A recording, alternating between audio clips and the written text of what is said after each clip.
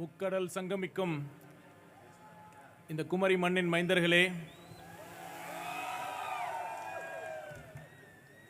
தமிழ்நாட்டிலேயே கிறிஸ்மஸ் விழாவுக்கென்று பெயர் பெற்ற இந்த அருமனை வாழ் சொந்தங்களே,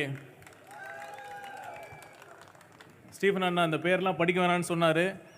அதை கருத்தி மேடையில் அமர்ந்திருக்கும் பெரியோர்களே, சான்றோர்களே, தமிழக வெற்றி கழகத்தின்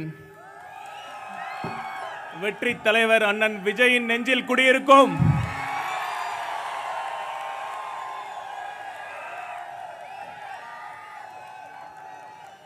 அன்பான நண்பிகளே, தாய்மார்களே, பெரியோர்களே, ஊடக நண்பர்களே, காவல்துறை நண்பர்களேன்னு சொல்லலான்னு பார்த்தா யாருமே காணோம். உங்கள் அனைவருக்கும் என் இனிய வணக்கங்கள் மற்றும் இனிய கிறிஸ்மஸ் நல்வாழ்த்துக்கள். எத்தனையோ ஊரில் கிறிஸ்மஸ் விழா நடக்கும். ஆனால் இந்த அருமுனையில் நடக்கிற மாதிரி சாதி மதம் கடந்து ஹிந்து, கிறிஸ்துவர், இஸ்லாமியர் என அனைவரும் சேர்ந்து கொண்டாடுற இந்த கிறிஸ்மஸ் விழா இருக்குல்ல, இதுதாங்க நம்ம வெற்றி தலைவர் அவர்கள் முன்னெடுக்கிற சமத்துவ கிறிஸ்மஸ் விழாங்கிறதுக்கான ஒரு சிறந்த எடுத்துக்காட்டு. ஆண்டவர் இயேசு பிரான் பெத்லஹேமில் பிறந்தார்.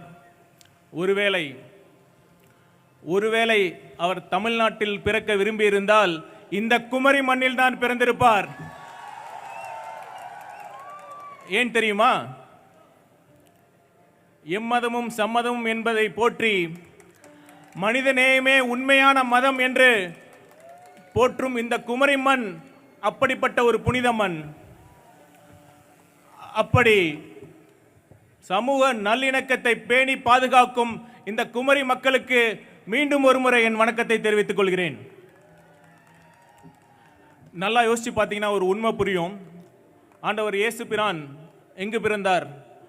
அரண்மனையில் இல்லை, ஆடு மாடு கற்ற தொழுவத்தில் பிறந்தார். இதில் ஒரு உண்மை இருக்கு, ஒரு செய்தி இருக்கு.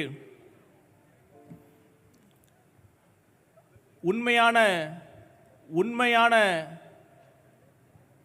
அன்பு, ஏழை எளிய மக்களிடம் காட்டும் அன்புதான் உண்மையான மனிதநேயம் மிக்க ஒரு இறை பாதை. அந்த அன்பு பாதையில் தான் நம் வெற்றி தலைவர் அவர்கள் சென்று கொண்டிருக்கிறார். அந்த பயணத்தில் உறுதுணையாக நாமும் இருக்க வேண்டாமா? கண்டிப்பாக இருப்போம். அடுத்ததாக இந்த கிறிஸ்மஸ் விழாவில் இறுதியாக நாம் ஒரு பெரிய கேக் வெட்டி கொண்டாட போகிறோம். கிறிஸ்மஸ் விழாங்கிறது வெறும் கேக் வெட்டி கொண்டாடுறது மட்டும் இல்லை, இருளை நீக்கும் ஒரு ஒளி விழா. எப்படி 2000 ஆண்டுகளுக்கு முன்னால் பெத்லஹேமில் வழிகாட்டியாக ஒரு நட்சத்திரம் தோன்றியதோ, அதே போல் இருண்டு கிடக்கும் தமிழ்நாட்டிற்கு வழிகாட்ட ஒரு நட்சத்திரம் பிறந்திருக்கிறார். அவர் நம்பிக்கை நட்சத்திரம். அருமுனைக்கென்று ஒரு சென்டிமெண்ட், ஒரு ராசி இருக்குன்னு சொல்றாங்க. அதை நான் இப்போ ஃபீல் பண்றேன். எந்த கட்சியின் சார்பாக சிறப்பு விருந்தினர் வந்தாங்களோ அடுத்த தேர்தலில் அந்த கட்சி ஆட்சி அமைக்கும்னு சொன்னாங்க. இந்த ஆண்டு கிறிஸ்மஸ் விழாவில் தமிழக வெற்றி கழகத்தின் சார்பாக நானும் சகோதரர் ஆதவ் அர்ஜுனோ அவர்களும் கலந்து கொண்டிருக்கிறோம்.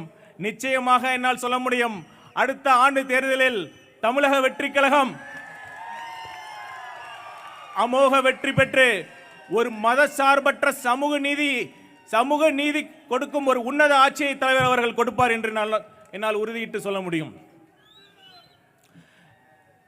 இந்த அழகான திருவிழாவில், இந்த அருமனை மண்ணில் நான் ஒன்றை கூறிக்கொள்ள விரும்புகிறேன். உண்மையான சிறுபான்மை மக்களின் பாதுகாவலனாக ஒரு மாடல் அரசு கூறிக்கொண்டிருக்கிறது. நான் கேட்கிறேன், மடியில் கனம் இருந்தால் வழியில் பயம் இருக்காது. பயம் இல்லை என்று சொன்னால்தான் ஒன்றிய அரசிடம் எந்தவித சமரசமும் இல்லாமல் சிறுபான்மையினர் நலனை பாதுகாக்க முடியும். நீங்களே சொல்லுங்க, இப்ப ஆளும் மாடல் அரசிடம் அரசின் மடியில் கனம் இருக்கா இல்லையா? தீய சக்தியின் மடியில் ஏராளமான கனம் இருக்குது. அதனால அவங்க விரும்பினாலும் சிறுபான்மையர் நலனை பாதுகாக்க முடியாது. உண்மையான சிறுபான்மையினர் நலனை பாதுகாக்கும் ஒரு உண்மையான ஆட்சியை தலைவர் அவர்கள் மட்டுமே கொடுக்க முடியும் என்பதை நான் இங்கே கூறிக்கொள்ள விரும்புகிறேன். நேரம் சென்று கொண்டிருக்கிறதை கருத்தில் கொண்டு இறுதியாக நாம் ஜெபிக்கும் பொழுது எப்படி கையை உயர்த்துவது ஒரு புனிதமோ அதே அளவு புனிதம் அநீதி நடக்கும் பொழுது நம் விரலை உயர்த்துவது. நான் எதை குறிப்பிட்டு சொல்கிறேன் என்று உங்களுக்கு புரியும். ஒரு விரல் புரட்சி, அந்த ஒரு விரல் புரட்சியை நிகழ்த்தி காட்ட காத்து கொண்டிருக்கும் நண்பா நண்பிகளே, கான்ஃபிடண்டா இருங்க, கண்டிப்பா நல்லதே நடக்கும். இந்த அருமனையில் நாம ஏத்துற மெழுகுவர்த்தி வெளிச்சம் இருக்குல்ல, அடுத்த ஆண்டு நம் வெற்றி தலைவர் அவர்கள் சென்ட் ஜார்ஜ் கோட்டையில் ஏற்ற போகும் ஒளி தீபத்தின் வெற்றி தீபத்தின் ஆரம்பமாக இது இருக்கும். கடைசியாக ஒன்று சொல்லிக்கிறேன், ஆண்டவர் வாசகத்தோட ஒன்று சொல்லிக்கிட்டு முடிக்கிறேன். கேளுங்கள் கொடுக்கப்படும், தட்டுங்கள் திறக்கப்படும்னு ஆண்டவர் சொல்லியிருக்காரு. ஆனால் இதுவரைக்கும் இத்தனை ஆண்டுகளாக நீங்கள் தட்டின கதவுகள் எல்லாம் திறக்கவே இல்லை. அடுத்து நீங்கள் தட்டப்போகும் கதவு தமிழக வெற்றி கழகம் என்ற நம்பிக்கையின் கதவை. நிச்சயமாக உங்க அனைவரின் நம்பிக்கையை தமிழக வெற்றி கழகத்தின் தலைவரும் தமிழக வெற்றி கழகமும் பூர்த்தி செய்யும். கான்ஃபிடண்டா இருங்க, வெற்றி நிச்சயம். நன்றி, வணக்கம்.